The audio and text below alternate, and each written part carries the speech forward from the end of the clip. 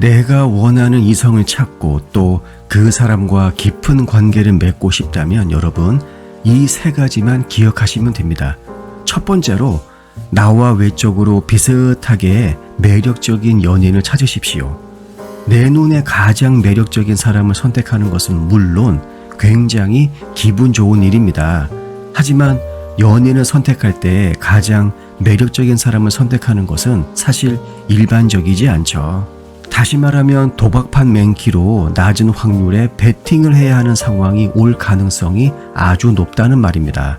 오히려 나와 외적으로 매력이 비슷한 사람 중에서 내 눈에 가장 매력적으로 보이는 사람을 선택하는 것이 가장 베스트입니다.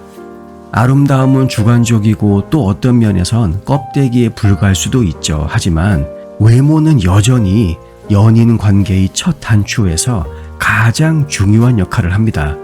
그런데 이건 우리가 이렇게 해석해 볼 수도 있죠.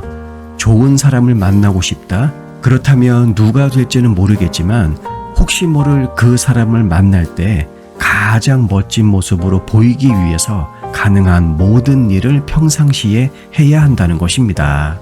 조금만 노력하면 좋아질 수 있는 외모 때문에 여러분이 거절당한다면 지저분한 외모 속에 깊이 묻혀있는 다이아몬드 인 더 러프, 다듬어지지 않은 다이아몬드, 황야에 묻혀있는 나라는 다이아몬드가 결코 발견될 기회가 주어지지 못할 것입니다. 근데 사실 사랑을 찾는 데에는 특별한 기술이나 능력이 필요하지 않습니다. 특히 이것은 성격이라는 영역에서는 더욱 그렇죠. 이때 중요한 건 남다른 기술이나 능력을 가진 연인을 찾아서는 안 된다라는 것입니다. 이것보다는 관계를 오랫동안 유지해 나가는데 정말 도움이 되는 감정 상태, 즉 즐거움, 기쁨, 그리고 편안함을 주는 사람을 찾는 것이 훨씬 더 중요하죠. 물론 사람마다 어느 정도의 주관적인 선호도는 늘 존재합니다. 그럼에도 불구하고 따뜻하고 섬세하며 사려 깊고 유머 감각이 있는 사람을 찾는 것이 그나마 가장 안전하다고 말할 수가 있죠. 마지막으로 제가 자주 이야기했던 이야기 모티프죠. 바로 자기 실현적 예언의 힘을 활용하는 것입니다. 여러분의 연인을 본인이 원하는 바로 그 모습, 즉 섹시하고 흥미롭고 매력적인 사람인 것처럼 대하십시오. 여러분의 이런 행동은 그 사람으로 하여금 자신의 특성을 드러내는데 큰 도움이 될 것입니다. 추가로 하나 더 해서 자신감을 높이고 매력적인 외모와 좋은 성격을 갖출 수 있도록 노력하십시오.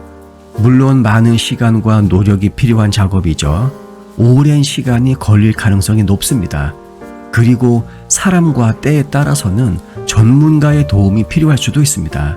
하지만 1세기 시인 오비디우스는 자신의 저서 사랑의 기술에서 이렇게 이야기했습니다. 사랑받기 위해서는 먼저 사랑받을 수 있는 존재가 되어야 한다. 영상 내용이 도움이 되셨다면 구독과 좋아요 부탁드릴게요.